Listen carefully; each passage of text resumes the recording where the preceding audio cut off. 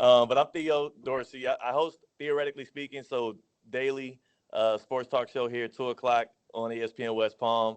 But yeah, I cover for the Orange Bowl. I actually cover ACC Media Days every year out in Charlotte. That's where we get, obviously hands-on access, similar to SEC Media Days, but smaller. And then we cover the Canes. So that's the big thing is out here we do Canes, Knowles, and Gators, but heavier on the Canes because they're in our backyard. You were down there for the Notre Dame game and just kind of the atmosphere. Miami sometimes gets a bad rap maybe about their fans not showing up. The Notre Dame game looked like it was a lot of fun. What do you expect in this weekend? College game days on campus, and then just the game atmosphere. Yeah, I mean, College Game Days on campus. We'll have the ESPN campus tour for ESPN Radio out there as well. Myself, Theoretically Speaking, we'll be doing a pregame show at Hard Rock Stadium. So we're pulling out all the stops. And honestly, that environment and that energy that we saw at Hard Rock Stadium for Notre Dame, Miami, it felt unparalleled to anything that I have been a part of since covering South Florida sports in the past 5 years, at least at that very stadium. I've seen Dolphins games, even high-intensity ones, believe it or not, as bad as they've been. I've seen plenty of Canes games in that stadium. But many of people that were there and were also there for the 2017 matchup between Notre Dame and Miami, they say that's the only thing that comes close to the energy, the electricity, and then also the outcome in favor of Miami. So it's all-time high right now in South Florida. It'll be even better when/if the Canes can get through the Gators this weekend. So kind of just previewing that game, and you talked to Mario Cristobal and Carson Beck up at ACC Media Days before the season. They started with now all three big games against USF, Florida, and Notre Dame. What was kind of their vibe talking about this early season stretch that they have? The issue is they don't like to talk about games ahead of schedule. In fact, at Charlotte, when we spoke with both of them, they would not even speak on the opener against Notre Dame. They were talking about how focused they are on Miami. And I think that's the one thing that is helpful about this. Miami gets a bad rap, not just for like the fans being fair weather and leaving early and showing up late, but also the Canes specifically.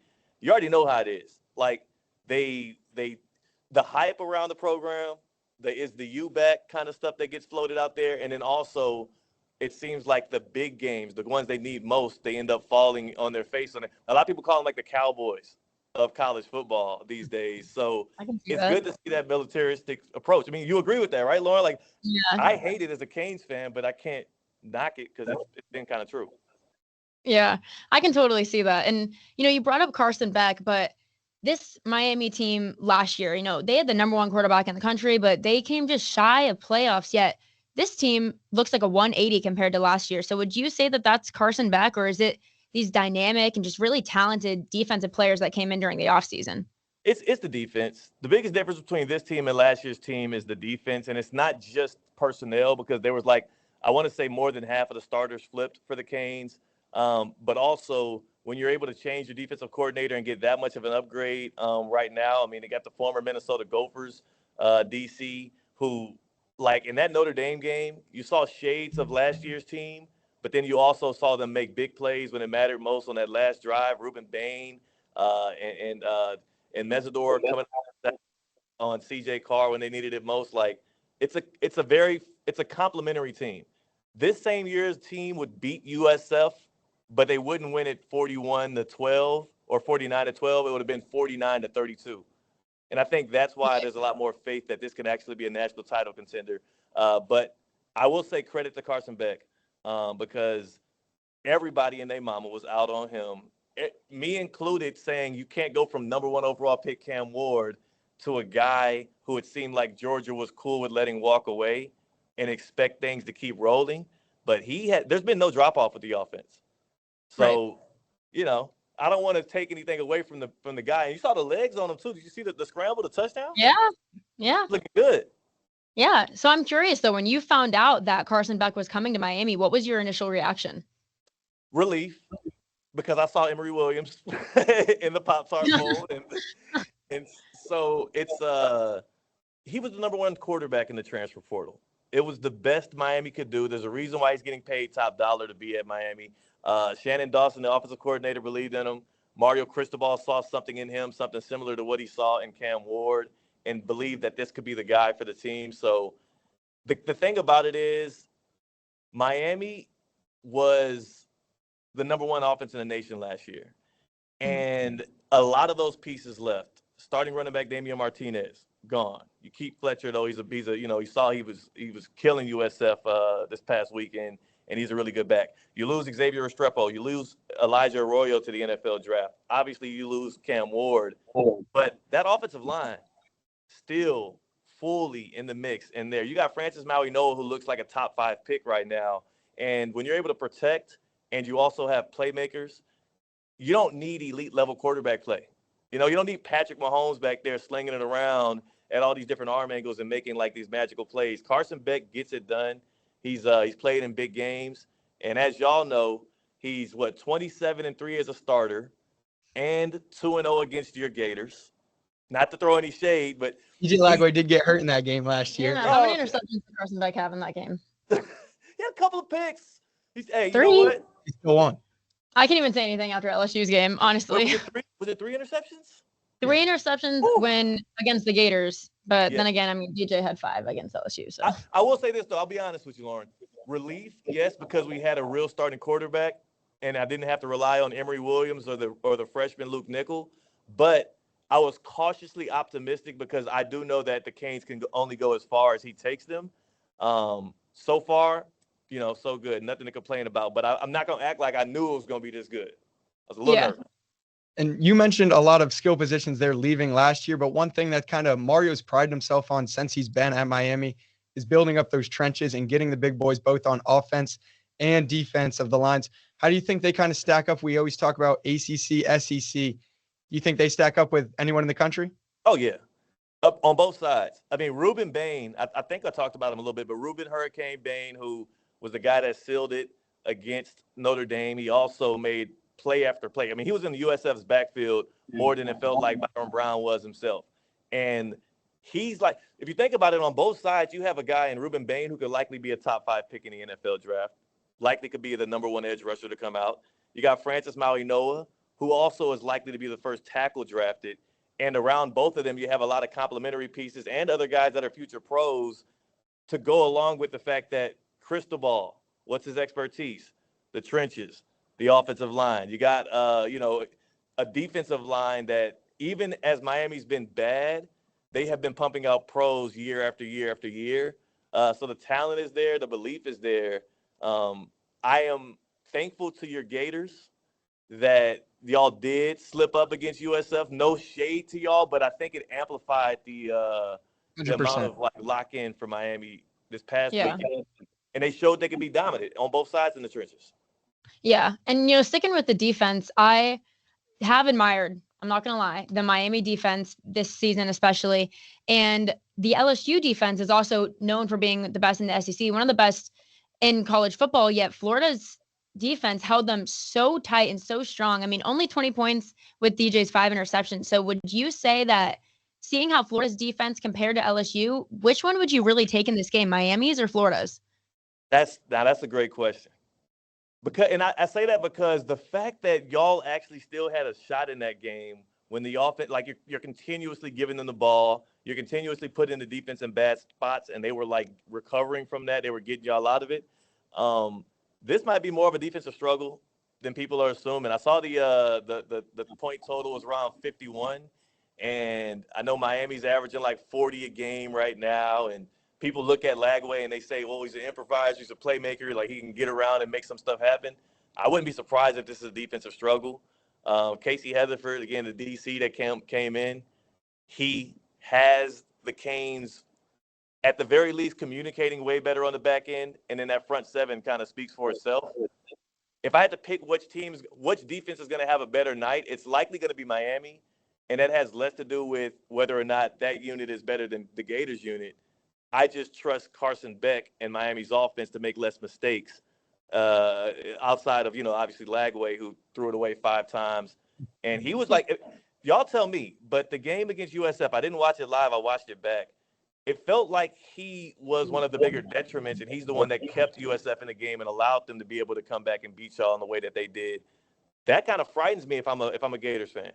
The Gators also had a lot of penalties. We had touchdowns called back in that game, which we also did. in LSU, but Lagway, Lauren said we only gave up 20 points. 7 of those came from a pick 6 and a pick that gave them 3 right before the half. Our defense really only giving up 10 points. Again, joining us is Theo Dorsey from ESPN West Palm. He covers the Canes. He will be down there for a pregame show this weekend at Hard Rock Stadium, College Gameday in town. And then, Theo, give us a name up here in Gainesville that people may not know, whether it is on the offensive side or the defensive side for the Canes. Someone that Gator fans should pay attention to during this game. I mean, everybody knows at this point Malachi Toney. He's the second coming of Ryan Williams, and not to say talent-wise and whatnot. I'm more so mean that's high praise. Well, more so he might be better. I'll say that. Ooh. But I more so mean the hype around him being a 17-year-old who's prolific already. In his first 3 starts, he had more than 3 receptions and more than 60 yards already. He hasn't even hit his 18th birthday. He got nicknamed Baby Jesus by Mario Cristobal when he came into camp. His level of dedication, he is so agile, so quick. And the weirdest thing is he wears number 10. And so you see a guy wearing 10, small receiver, fastest guy on the field, moving like that. And you wonder, did he strap up his cleats and say, be like Tyreek Hill and steal his powers away like Space Jam? I'm trying to figure it out. But Malachi Toney's a household name at this point. Who I really like is Josh Moore, another true freshman receiver for the Canes. He already had his coming out party against USF. He had a couple of touchdowns. But he's like a bigger body receiver, faster than he looks, and he's able to stretch the field as well. And that's why I think I'm so confident again in this Canes team. To name those 2 dudes as true freshmen who only have 3 starts under their belt, and they're already favorites for Carson Beck. And the fact that he had, I think against USF, 5 different receivers went for over 50 yards. You can no longer just lock in on Xavier Restrepo or Elijah Arroyo and feel like you got the Canes covered. They have so many names, but I would look out for Josh Moore. Josh Moore is the name to look for. He likely gets into the end zone. And I think that there's so much attention around 10 on big downs that Josh Moore might be able to break out even more this weekend. So, Theo, you just mentioned a few weapons, but we also just talked about the defense. What are you kind of expecting? High scoring? You mentioned the point total. You thinking it's going to be a grinded out game, or you think it kind of be like last year where the Canes run away with it like they did in the Swamp? I feel like the Gators have too much pride to let this thing get out of hand, right? The fact that also you saw what they were able to do at Death Valley. We're allowed to still call it Death Valley, right? Because they beat Clemson. So they're the real Death Valley. Oh, yeah. Okay, just making sure, clearing it up before I get in any trouble. Yeah. I don't see this being a blowout. I could foresee that happening with USF, clearly. G5 team, the Canes were awake for it because of what happened in the Swamp. I don't see this being a blowout, but I don't think that it's coming down to the last possession or so. If I had to predict it out, it'll be more like a 23-12 type of game, super gritty. One of those things where the Canes maybe score right before the half to give them a little bit of momentum and some space, and they play with the lead most of the game. They're in their comfort zone when they're able to just run the ball and control the clock in the second half. And between Fletcher and who's my guy, Lyle, and their ability to just keep on just pounding it right down the middle of the Gators defense, I think Cristobal's feeling good if that's the lane. So if I had to go prediction-wise, definitely low scoring. Miami somewhere in the mid-20s, the Gators somewhere 15 and below. And again, that's no shot at y'all, but I just don't see how that offense is able to get consistent drives going against that Canes defense that's so much better. And then you're a Lagway interception or fumble or penalties away from a bunch of derailed drives, and Miami doesn't do that on the other side. So people are talking about that everywhere, I guess. It's not just up here. And no, it was headline on ESPN and Sports Center, his 5. Oh. And then Billy Napier pulling him close and talking to his helmet. I'm like, dude, it's everywhere. I will say, though, last year when he came in, when Graham Mertz went out and he came in, I was like, oh, my God, he's about to be a problem in this very game last year in the Swamp. So it's been a bit of a roller coaster with Lagway. Curious to see how he reclaims some of that hype that he had that seems like it's starting to dissipate. But I still like his game. It just doesn't feel like the consistency isn't there. And in a big-time game like this, you can't give drives away. Yeah, this is a big-time game for sure. And I think a lot of it does have to do with the rivalry between the Gators and the Canes. But, these 2 teams did see each other last year, but they're arguably completely different teams this year compared to last. But DJ and Carson Beck have seen each other when he was on Georgia. Do you think that this matchup means something different for them this time? For Beck, I can't see it meaning something too much different for him because he was able to obviously finish the game. I thought it was just 2 picks. I said it was 3 interceptions. That's right. Last year, yeah. He got to clean that up. He got to clean that up, and I'm sure I'm sure the coaching staff has been reviewing some of the things that went wrong there. I'm sure it was him trying to force it over the middle, him trying to make plays where there weren't. But I doubt that it means much more to Beck. He said this week already that the Canes try to play a brand where it's like we're not looking at the jerseys or the colors on the other side. We're playing against ourselves, to rise to another level and beat the opponent. So they're already downplaying the rivalry. I think it means a lot more to the Lagway and the Gators because at this point it's about pride. You don't want to see Miami stump you out at home last year and then drop to 1-3 with a loss at Hard Rock Stadium this year. I think at that point, if the Gators do lose, I don't know. How are y'all feeling about Lagway right now? Because it's pretty mixed. I feel like a lot of people have kind of started to put him in the same category that Gator fans have put Billy Napier in, like take him out. Yeah. But at the same time, it's like we just talked about this the other day for our sportscast, but he's still a sophomore. He's still a young guy. Like he's not a super experienced quarterback like Garrett Nussmeier or Carson Beck, but he has the capability, I still believe, to be that guy for the Gators, but I think he needs to go back and find it. And whether that's through the help of Billy or through the help of outside offensive coordinator maybe, or just some support from his guys on the offensive line, anything that can bring him back to where he was last year, then I think we're still in it. But I do still think he's that guy. TJ also missed all summer and all spring, so he just hasn't had a lot of reps. And you can have as many mental reps as you want, but when you're a 19-year-old kid, it's hard to have those SEC, ACC reps under your feet. Again, joining us right now is Theo Dorsey from ESPN West Palm, and we are getting up against it, but I do want to ask you one more thing. A lot of people up here, Billy Napier's seat is scorching. Down in South Florida, who's got the hotter seat, Mike McDaniel or Billy Napier? I think both are pretty hot right now. Up here, it's a little biased. Mike McDaniel just had a quote following the loss to the Patriots where he said, I believe, and I don't want to misquote the guy, but he said, in order to win the game, you have to not lose it. I don't think there's a word to describe how hot Mike McDaniel's seat is. I don't even think he has a seat right now with the Dolphins. I can't see him being comfortable at all. Napier coming into this year, you expected to see a lot more from the Gators. This time last year, we were saying the same thing about Billy Napier, and they go on to save their season despite a treacherous schedule. The schedule somehow got tougher. The start is somehow worse. And if I had to bet, like if I had $100 to spend, and I had to bet on one of the two coaches remaining in their seat next year, I would bet $101 that it's Napier and not Mike McDaniel. I think the Dolphins – I called last weekend's game, Patriots-Dolphins, the battle for last place in the AFC East. I know the Jets look bad this past weekend. The Dolphins could be a 3 or 4 win team, and I wouldn't blink an eye. The Gators – people are saying that about the Gators this year, though, too.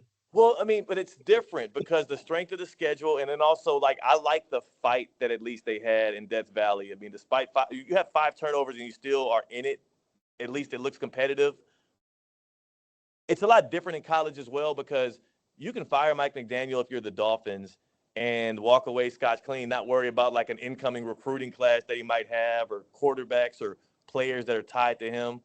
If you're the Gators, there's so many other strings attached to this thing. And I wonder if it really comes down to it in Florida. And I don't know what the feelers are right now, but I wonder if it comes down to there is a guy in waiting who they really want. And so then they pull the trigger versus them just saying, hey, there's no need in us firing him and then hiring another Louisiana Tech coach or something like that and then crossing our fingers that this one works out. He might have another year in him just off the strength of that, you know? Yeah. Well, we do have to wrap it up, but I do have one more question really quick. Is there a message that you have for Gator fans going into this weekend? Just be kind.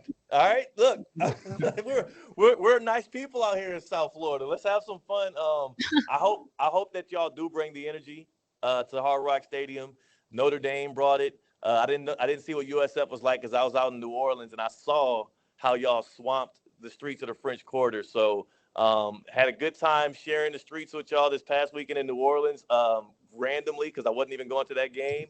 And I hope that we're able to do the same this weekend. I do hope also that there is a little bit of, like, I feel like y'all went through it last year, and there's some scabs, and there's some, like, literally, AJ, you became a meme because of how bad it got last year at some point. That did happen. I hope that y'all learned from that journey of last year, and y'all are able to take this season a little bit lighter on your hearts, because it can be a long one, and you might look out on the other side of the thing and say, hey, you know what, it was worth the ride, because maybe you get a big-time recruit at the end of the year or something like that.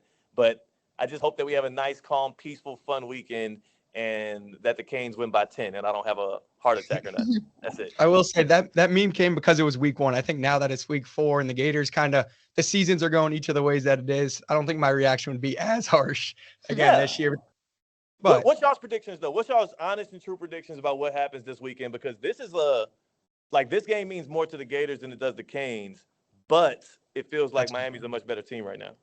That's what gives me hope is the Gators back against the wall. We showed the fight last week, and the Gators come out and find a way to win, which is all we're going to have to try and do down there. I think score prediction wise, I would probably, because of our defense, I don't see the Canes hitting that 40 mark again.